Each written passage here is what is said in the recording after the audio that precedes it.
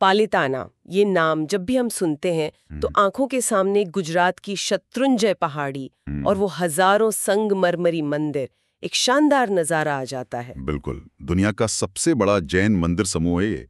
हर जैन की इच्छा होती है कि जीवन में एक बार वहां जरूर जाए। हाँ, लेकिन आज हम उन मंदिरों की नक्काशी या उनकी संख्या उस पर बात नहीं करने वाले। अच्छा। आज हम एक ज्यादा बुनियादी सवाल की पड़ताल करेंगे। बहुत ही सीधा सा सवाल कि इस जगह का नाम पालिताना ही क्यों है।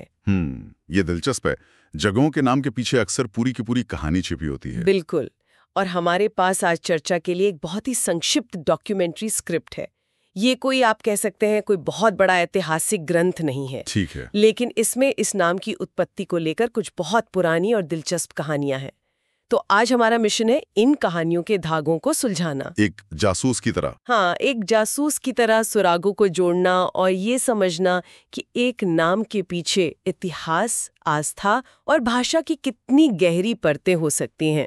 और ये बहुत ही आकर्षक काम है, क्योंकि भारत में जगहों के नाम सिर्फ पते नहीं होते। नहीं, वो दो अपने आप में इतिहास के कैप्सूल की तरह हैं। इतिहास के कैप्सूल, वाह। हाँ, किसी शहर का नाम किसी राजा पर है, किसी नदी का नाम किसी देवी पर।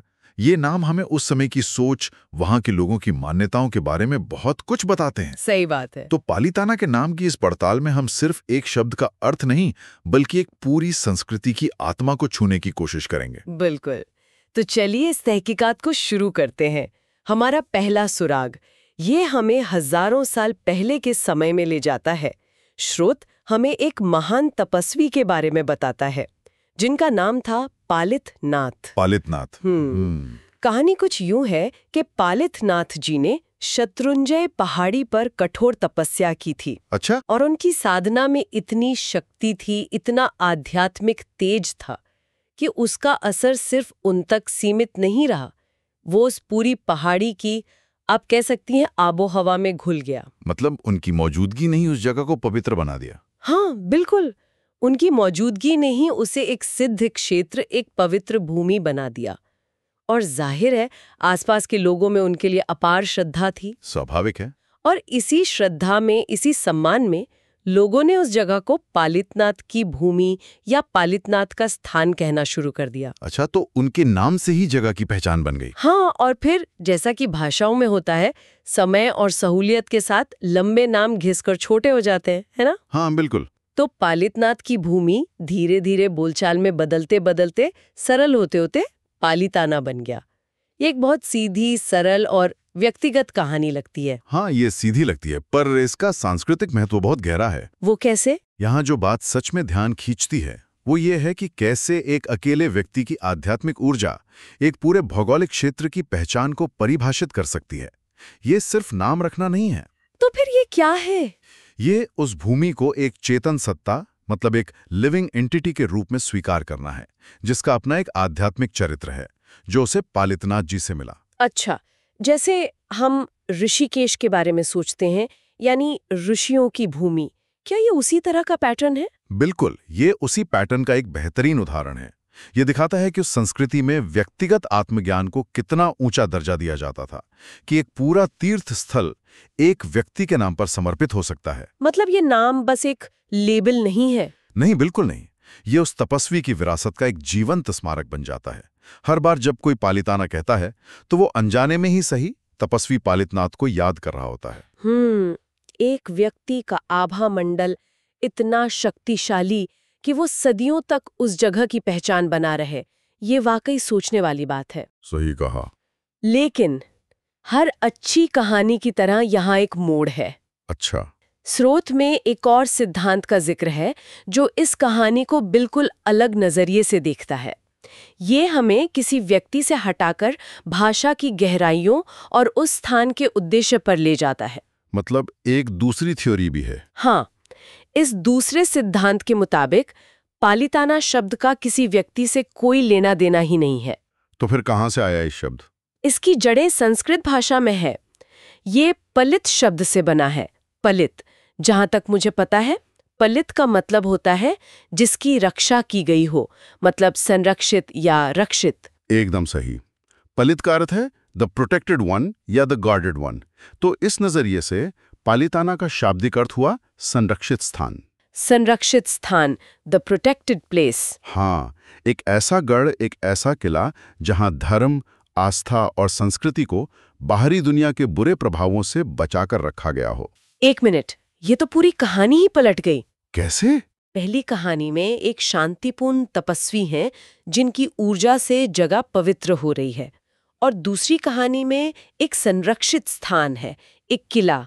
और संरक्षण का विचार तो हमेशा किसी न किसी खतरे की तरफ इशारा करता है। बिल्कुल। तो अगर ये किला था तो इसे किससे बचाया जा रहा था? यही इस सिद्धांत का सबसे दिलचस्प सवाल है, और स्रोत हमें इसका सीधा जवाब नहीं देता, लेकिन यह हमें सोचने के लिए कई दिशाएं देता है। जैसे कि? देखिए, उस दौर के इतिहास को देखें तो दो तरह के खतरे हो सकते थे। पहला, भौतिक खतरा, मतलब आक्रमण वगैरह। हाँ, मध्ययुगीन भारत में राजनीतिक अस्थिरता थी, आक्रमण होते रहते थे और अक्सर धार्मिक स्थलों को निशाना बनाया जाता था। तो हो सकता है पालिताना को एक ऐसे सुरक्षित स्थान के रूप में डिजाइन किया गया हो जहां जैन धर्म की मूर्तियां, पांडुलिपियां, ये सब भौतिक रूप से सुरक्षित रह सकें। ठीक है, ये तो समझ आता है। और दूसरा खतरा? दूसरा खतरा ज्यादा सूक्ष्म था, लेकिन शायद ज्यादा बड़ा, सांस्कृतिक और आध्यात्मिक शरण का खतरा। मतलब विचारों का हमला। बिल्कुल। समय के साथ हर धर्म में बाहरी विचार घुलने लगते हैं, मूल सिद्धांतों में मिलावट होने लगती है।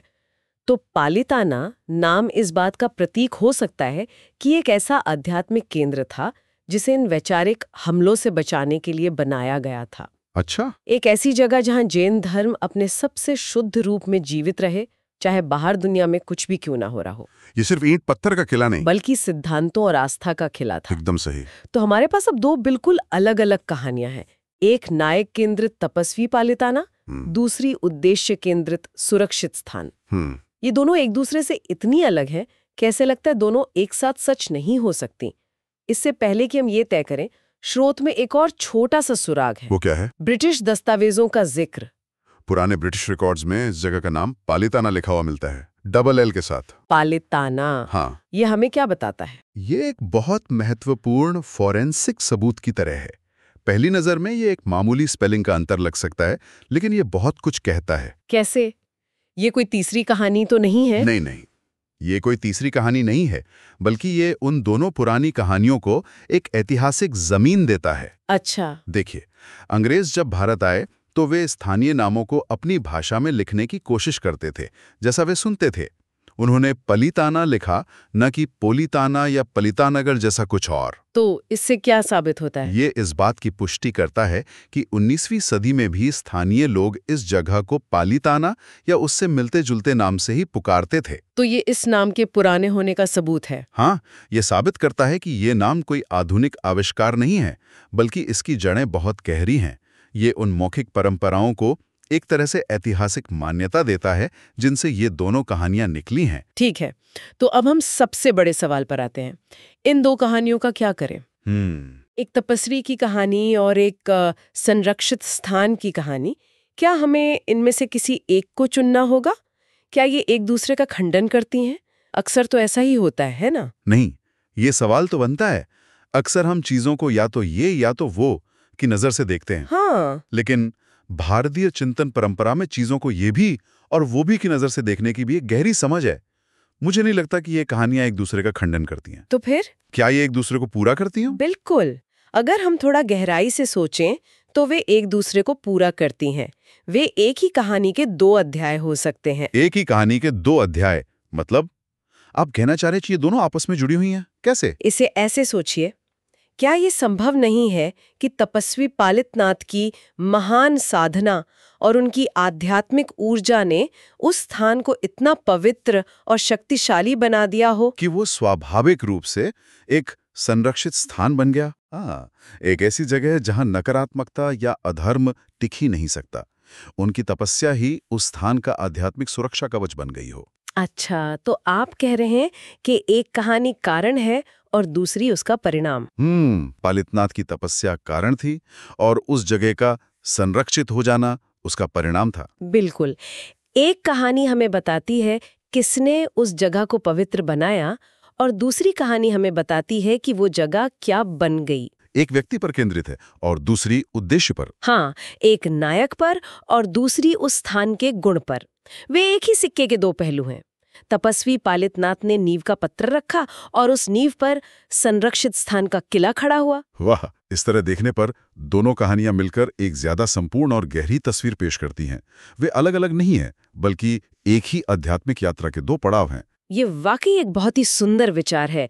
ये इतिहास और किंवदंतियों को एक दूसरे के विरोधी के रूप में नहीं, बल्कि एक दूसरे के पूरक के रूप में देखता है। बिल्कुल। तो चलिए इस पूरी तहकीकात का सार निकालते हैं। हमने पालिताना जैसे एक बेहद प्रसिद्ध तीर्थ के नाम से शुरुआत की और पाया कि इस एक शब्द के पीछे कितनी परतें हैं। हमारा पहला सुराग हमें एक महान तपस्वी पालितनाथ तक ले गया, जिनकी आध्यात्मिक शक्ति ने उस भूमि को अपना नाम दिया। सही। फिर कहानी में मोड़ आया और दूसरा सुराग हमें संस्कृत के शब्द पलित तक ले गया, जिसका अर्थ है संरक्षित स्थान, जो इस जगह को धर्म और संस्कृति के एक किले के रूप में दिखाता है। हाँ, एक अभेद्य किला। और फिर ब्रिटिश रिकॉर्ड्स के सबूत ने इस नाम की प्राचीनता पर मोहर लगा दी। और इन सब में सबसे महत्वपूर्ण बात यह है कि हम चाहे किसी भी कहानी को माने, चाहे वो किसी तपस्वी से जुड़ी हो या संरक्षण के विचार से, हर रास्ता हमें एक ही मंजिल पर पहुंचाता है। और वो मंजिल क्या है? पालिताना की असाधारण पवित्रता और उसका अद्वितीय महत्व है।